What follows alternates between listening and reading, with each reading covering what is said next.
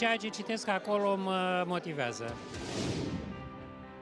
Știi că acolo sunt lucrurile cu adevărat serioase.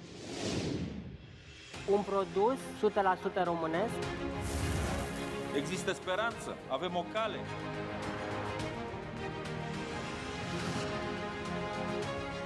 Te provoacă în fiecare zi. Ne bucurăm că în fiecare zi apare câte un antreprenor care visează să miște lumea. Am 22 de ani și învăț în fiecare zi, îl citesc de când sunt copil. Businessul românesc are viitor. Trebuie să avem curaj să inovăm.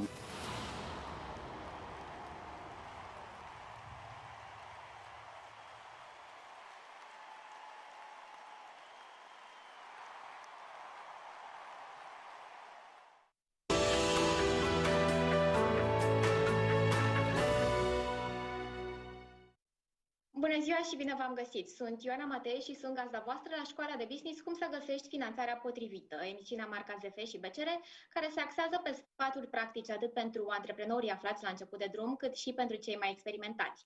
Astăzi vom vorbi despre un subiect care este poate mai de actualitate ca niciodată, cum se analizează profilul de risc al unei companii. Vom avea, așa cum v-am obișnuit deja, deopotrivă perspectiva bancherilor, cât și pe cea a antreprenorilor. Și salut de la distanță de această dată pe Ioana Gheorghiade, director executiv Risc Corporate la PTR. Bună ziua! Pe KAREL HOET, CEO al BFG Packaging. Good afternoon, all of you. Și pe VIOLETA CRISTESCU, CFO al aceleiași companii. Bună ziua! Bună ziua! Vă mulțumesc tuturor că sunteți alături de noi. Vom vorbi într-un cadru puțin mai atipic, de această dată eu prin intermediul platformei Zoom și invitații noștri în studio. Probabil este printre puținele emisiuni unde moderatorul nu se află alături de invitații lui, dar asta este, ne adaptăm și noi vremurilor pe care le trăim. Iar pentru că unul dintre invitații noștri nu vorbește limba română, vom avea această discuție în limba engleză. So we will start with you, Ioana. Tell us, please, because it is a very unusual context we are passing through, who brought more risk for entrepreneurs and companies of all dimensions. Tell us, what is your advice for them in order to improve their risk management structures and strategy? Thank you very much for the question. It's very nice, actually, that we talk about this subject, risk management, who's not necessarily, I would say, probably before this crisis, was not very fashionable. But nowadays it's becoming even more important to understand and to manage it. I think, first of all, we have to see that risk management is an every entrepreneurial journey. It's part of our everyday life. If I can give just a brief example, if you go hiking on the mountain, although the weather looks good, you generally take raincoat because it might rain. So this is actually one living example of risk management. I think, first of all, it's crucial that entrepreneurs also think about the risk and try to understand them, evaluate them, and mitigate them. And for this, I think that similarly as a bank, an entrepreneur would look generally at a big type of risks which are related to its business. First of all, you have the big regulatory framework where the different changes might occur, and then you have a risk actually of losing a part of business, of having more costs. Then you might have the market risk, which is a very important part of the risk assessment, because it actually analyzes how well you can sell the product to whom, actually if you are dependent or not on one large client, and so on. Input risk. Here it's also about the cost, about availability. Then you have, let's say, development risk. If you build something from scratch, you have different types of risk. So I think, in a nutshell, because I could talk quite a lot about this and I will not do so, I think that actually each entrepreneur assessing all the components of his business and thinking critically what can go wrong, this is an important part of risk management. Mr. HOET, how do you feel about these risk management strategies? How familiar are you with them? And firstly, tell us a little more about your business, because it is a company founded in Romania in 2008 as a packaging manufacturer for the food industry. And today it covers most of the European markets, and it is also present in Africa. Tell us a little more about your business and about your risk strategy approach. Yeah, we did take over, we is a few shareholders from Holland. We took over the company 5 years ago, indeed with the purpose of building it out in Europe. It was quite a successful company at that time, but relatively small, but it had a lot of opportunities. So we took it over and it worked quite well the last 5 years to build it out further in Europe. So we are producing here a very specific type of packaging for food, and that is, people know it more mainly, that is what you get in a restaurant as a doggy bag, as takeaway packaging in polystyrene foam. That is the main product we make. And we are market leader here in Romania, for instance. So everybody might recognize this type of product. So it worked very well. We built it out in 5 years now to one of the main players in Europe in this niche, because this is a niche market. So that was quite, a lot steered by the opportunities and not too much by the risks.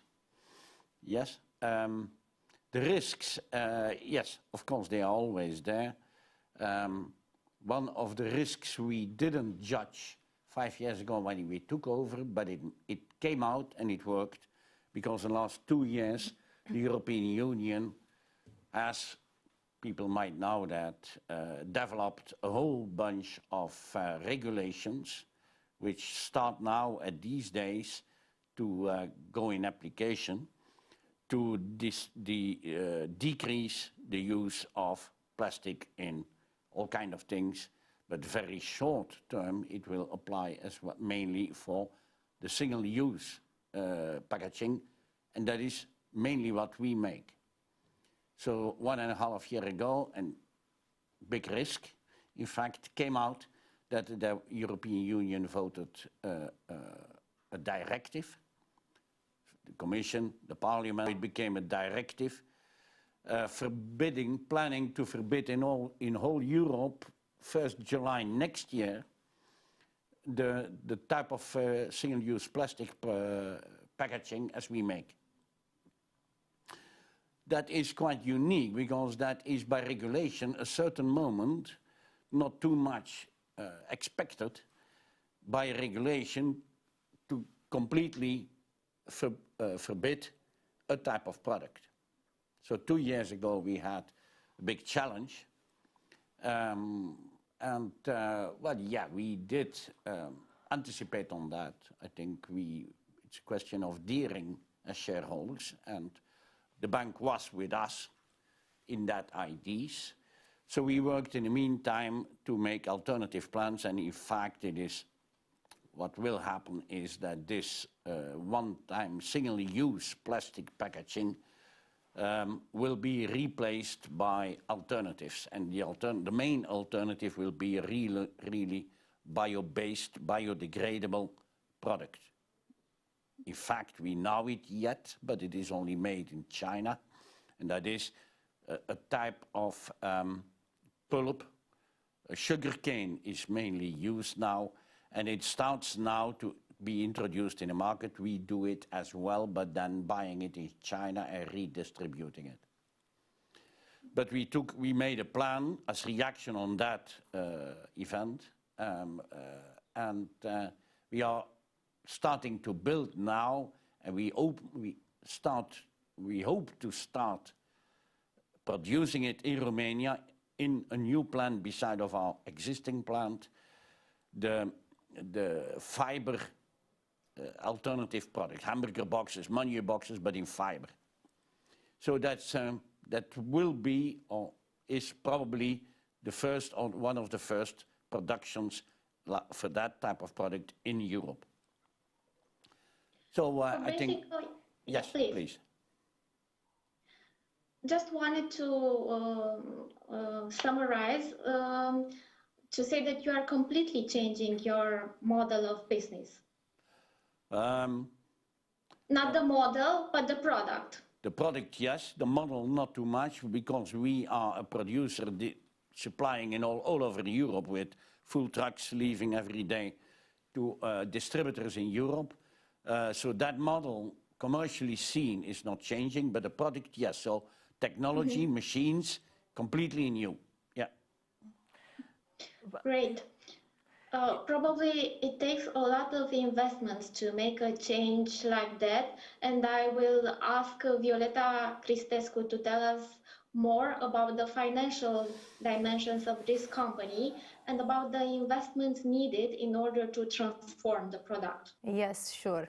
Indeed, with such plans, such investments, there is obviously a need for additional financing. Yeah, investments are, in that matter, the main leading fact in going for a financing. And of course, we started with these needs, and we managed to come out with the bank with a package tailored on the specific needs for that project. For this project, we have approved state aid contribution, so there are certain specific things that we put together for this investment.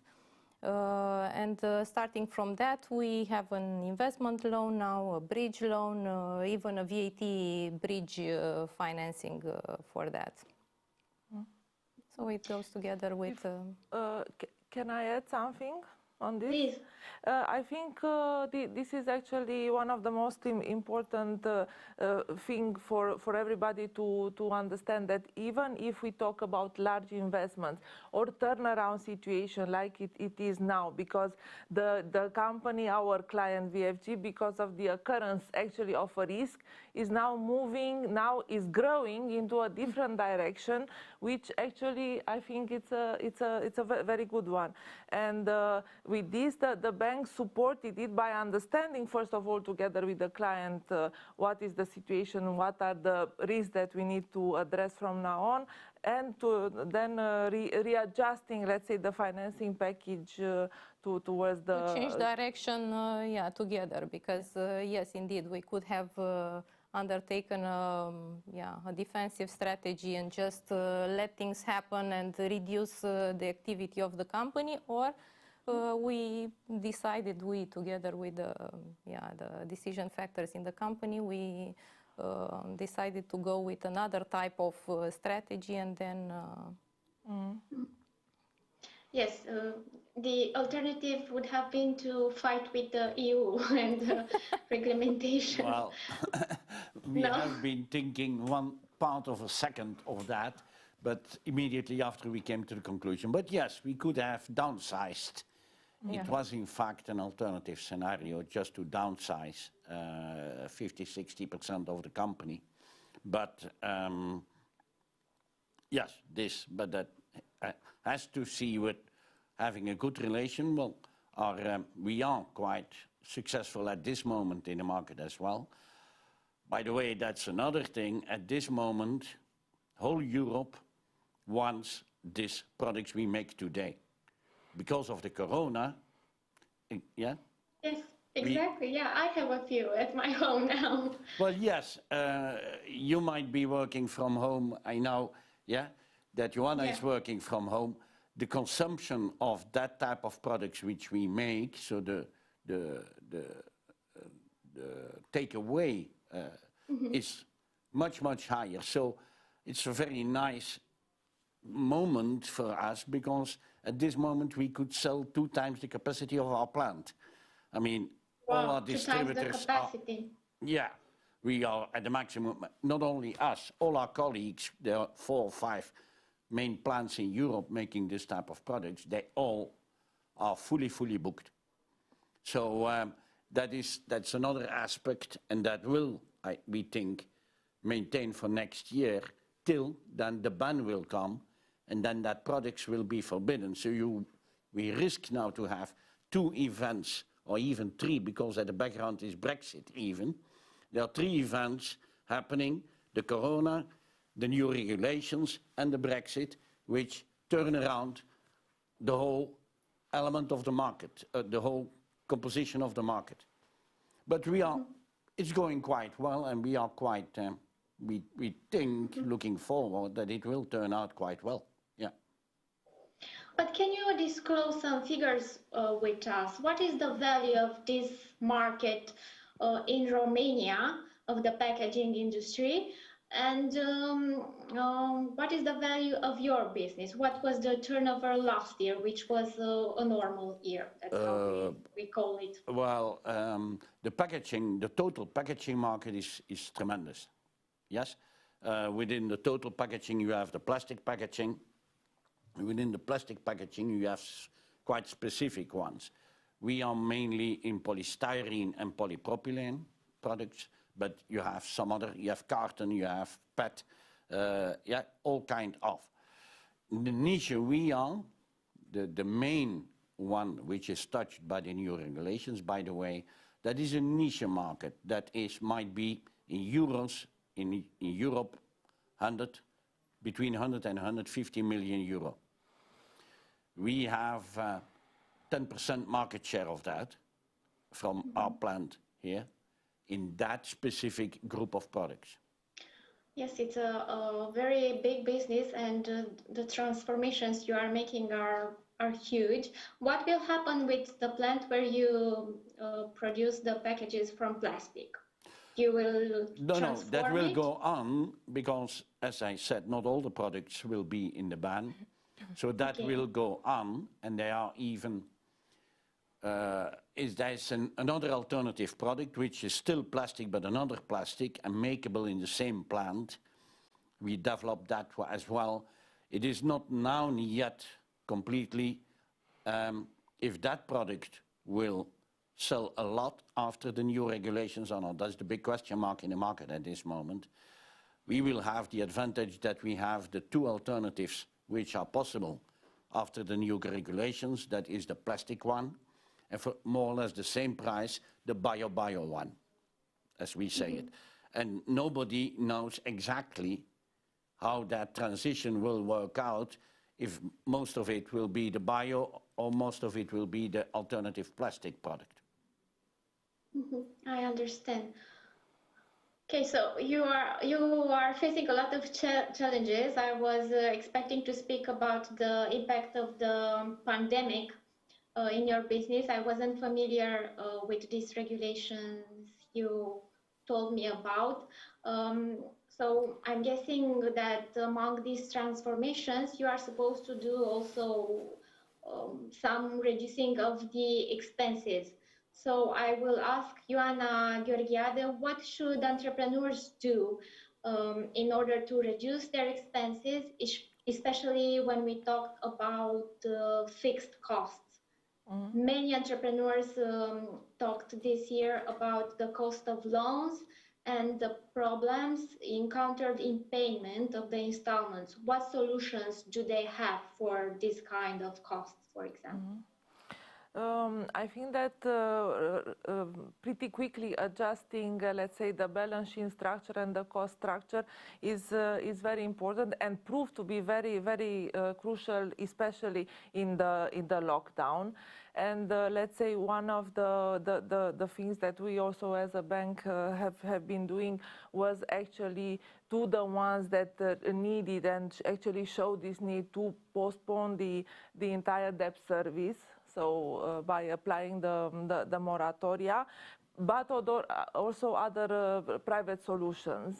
yes, outside, let's say, which each bank accommodated. So I think as a matter of principle from the banking side and from our side, in case there's a clear intention of the entrepreneur to keep on the business, and if he shows, let's say, the adjustments that could be made, and the fact that you have a going concern, you have a business which will survive us after this period, the bank is ready to adjust one part of the fixed cost, which is, let's say, the interest rate for investment loans, to give an example. On the other hand, regarding rents and, let's say, HR cost, yes, this might be a little bit more difficult discussion, because you have to then, let's say, maybe give up certain functions or certain employees. But overall, I think there's no general recipe. Exactly. Each business is different, and maybe, let's say, for our client BFG, maybe they didn't need to do this, but actually being very conscious about what's the effect of all this reduction in cost that you could do, it's very important. Mm-hmm. Okay, and other than reducing expenses, it is equally important to continue to generate revenues. Do you have some solutions for that too, in the context that many businesses have closed completely during this period? Yeah, I think one of the living example of, let's say, turning in a way a risk, as I said, into an opportunity is here with the example of BFG. However, generally, I think that the changes in the market will generate opportunities for some players who are ready to do this. Of course, in order to grab these opportunities, you need to have also financial resources. Yes, so again, having a good balance sheet, a strong equity structure, proper financing puts you in a good position. Even, let's say, if 1 or 2 months you have no revenues, you can survive without this, and then you can also increase, grow revenues by, let's say, acquiring markets, and also by spotting the changing trends in the client behavior, because we see also some businesses grow, but some fade away, and then quickly readjusting to the new environment. I think this is one of the key for all of us, including us, the banks, to understand the changes pretty quickly and to be able to adjust.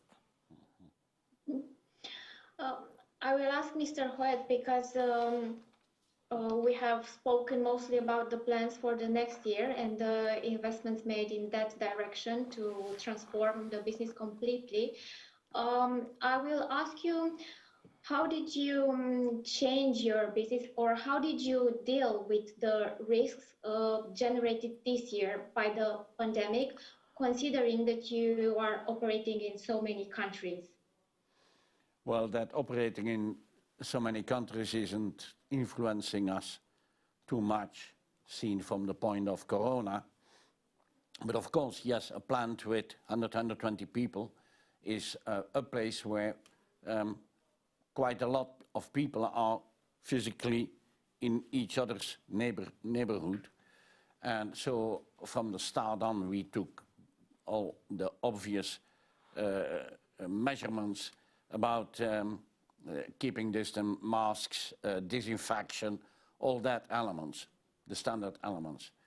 And, well, we were lucky till 3 weeks ago, because we kept out totally any infection. Till 3 weeks ago we had 1 person, and, well, I come back from the plant, and this morning we did test another 35 people, the last ones. So now we have been testing everybody. Until now we have 15 people who left home the last week, 10 days, for 2 weeks, in order to come back then. Till now, we hope it remains like that. None of them is really sick. They are almost all asymptomatic, but so we let them immediately go home. And we have some others who have to remain home because some family is infected. So we have now a limited disadvantage of the corona. You cannot do too much as entrepreneur. Taking precautions you can, but that's it. And it is more or less being lucky or not lucky if it enters into the walls of your plant. But how many employees do you have? 130. 130.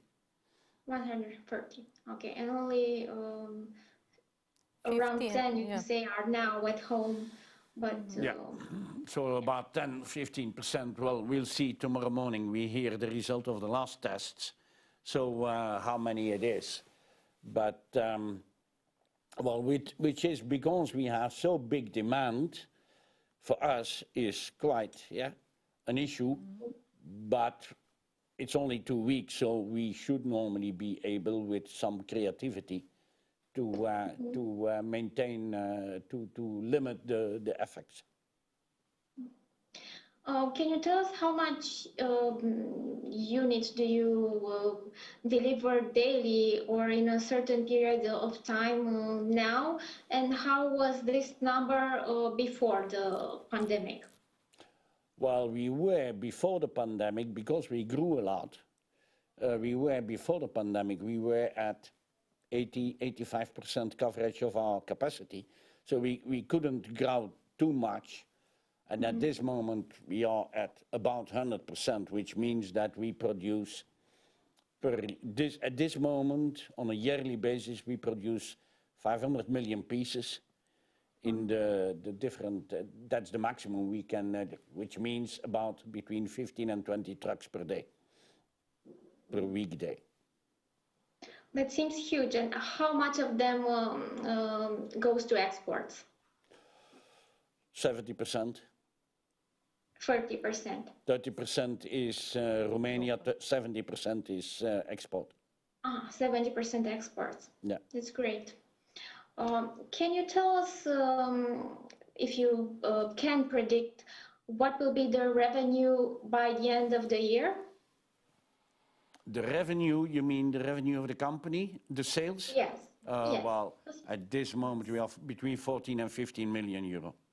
Yeah, 14, about 14.5. That's.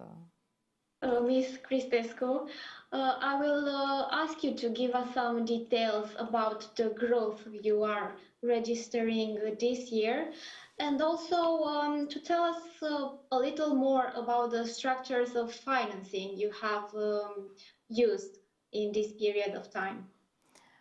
Sure. Well, like we mentioned, somehow we were prepared for a growth this year, but it was unexpectedly overcome by this phenomenon, the worldwide pandemic that came a little bit unexpected.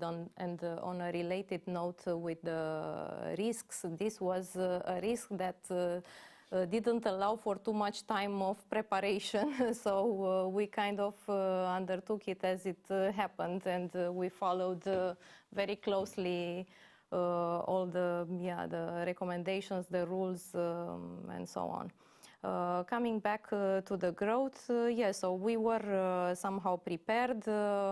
The main focus on the financial structure this year was looking towards the future, as it should be. We are taking completely the advantage of the last moments of polystyrene and looking forward to the new adventure. In terms of financing, again, we did find an opportunity with the MMA Invest program because we needed to support the trading period. So this is somehow a bridge from the decision moment of the new product till the moment that the new plant will be functional. So we decided to build up a stock to cover the needs of the market till the moment we will be fully functional with the new plant. So we are part of the MMA Invest on that on that side as well. Was it difficult was it more difficult than in usual times to benefit from this kind of financing, like MMA Invest, for example? I would not say that it was more difficult than normally, because this was a this was a program dedicated for these times, so adapted in terms of procedures and process and application and so on. So from that point of view, I wouldn't say that it was different, but yes, you need to couple it with some solid plans. I mean, it's not just I am in need, I would like to access some financing. We had a solid plan behind, and it was aimed to be the covering facility for the bigger plans that we had undergoing. BFG Packaging is a very large company. I will ask UANA GHEORGHIADE, what should large businesses with many operations like this company should do during this period?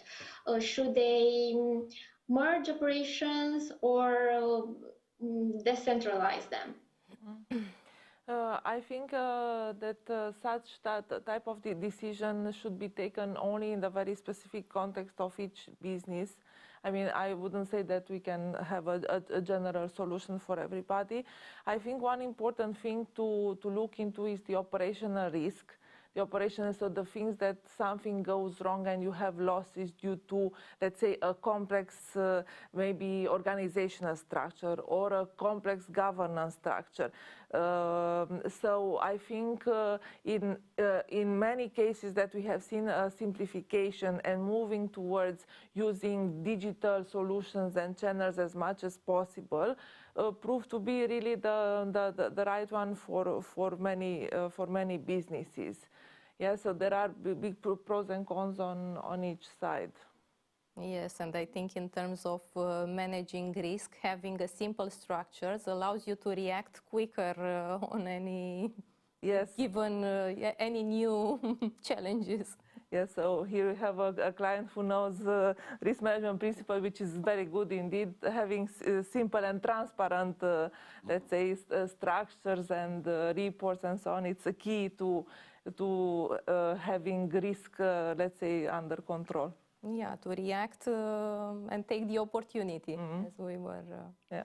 I want to ask Mr. HOET, we have to ask him because everybody talks about this on TV, especially, because your business, it is active in the food industry, in the HORECA sector, which is largely affected, and we see that there are changes every day for it. How was the business impacted by the changes from HORECA sector? Was it impacted positively mostly? I saw that the food delivery orders grew, but were there any other effects that we might not think at?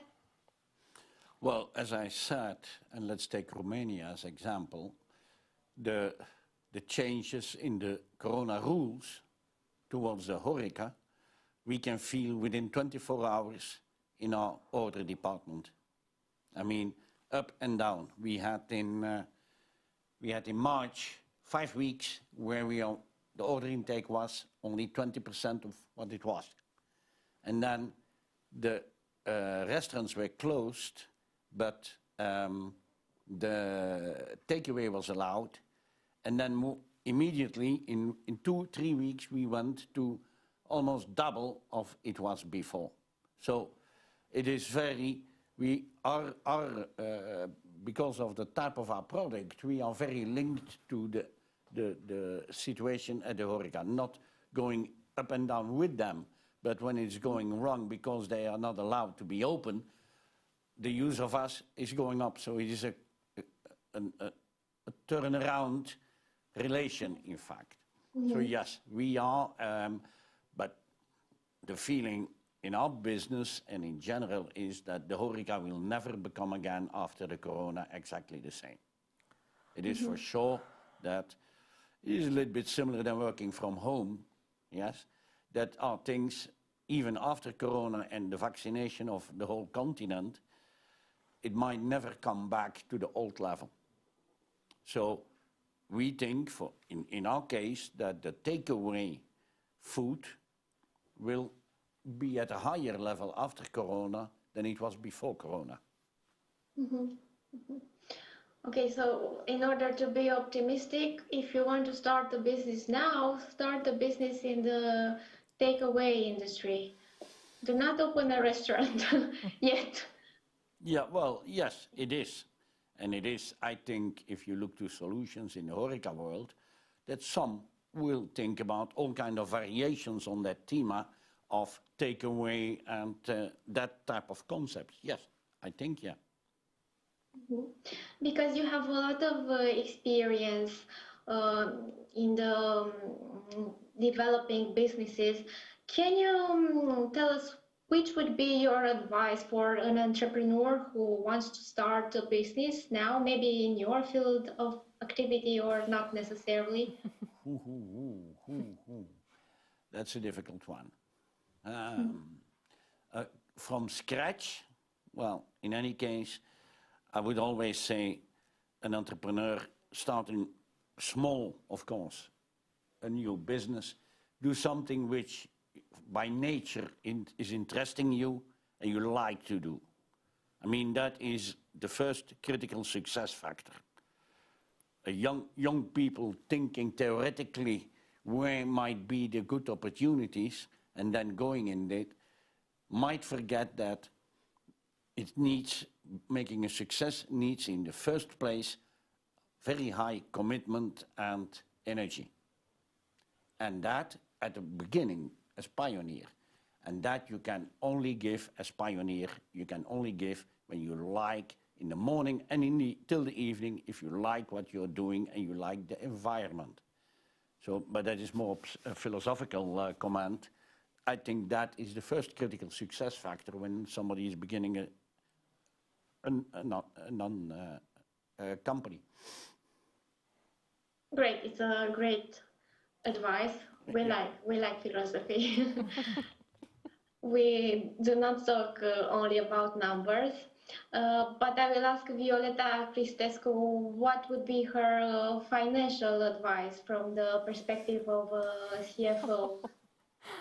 Yeah, very difficult to give financial advice. Yeah, I think it depends very much on what you are doing and what are the starting points. I mean, you cannot just give a recipe written in stone because then this job would be so easy.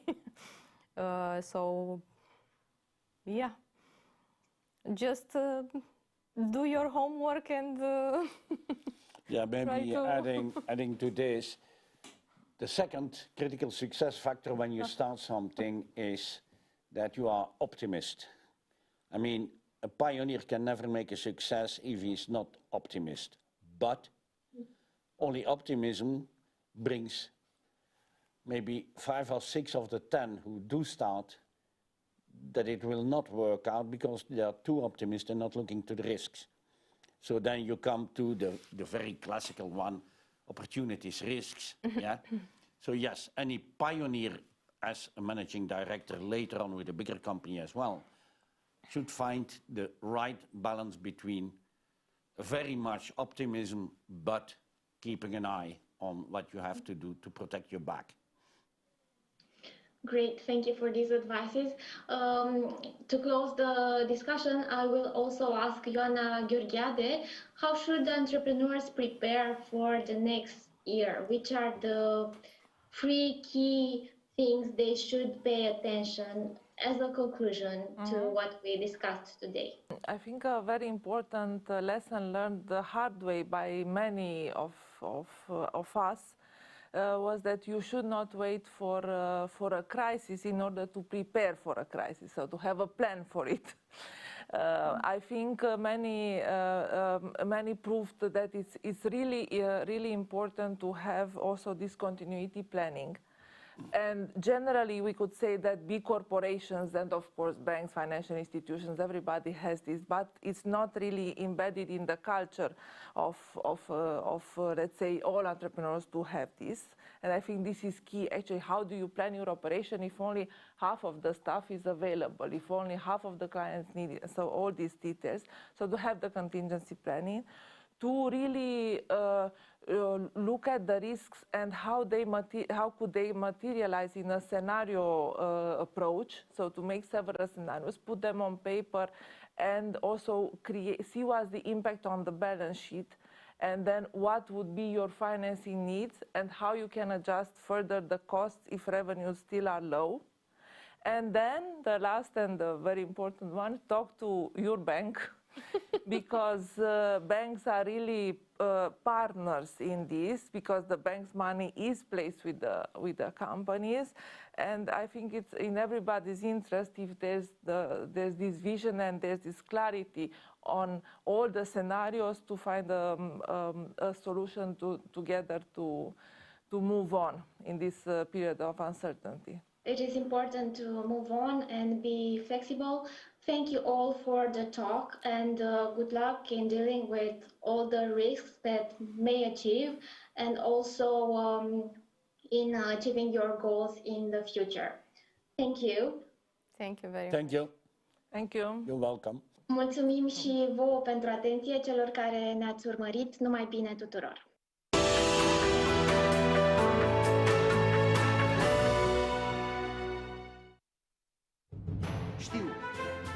Știu. Știu.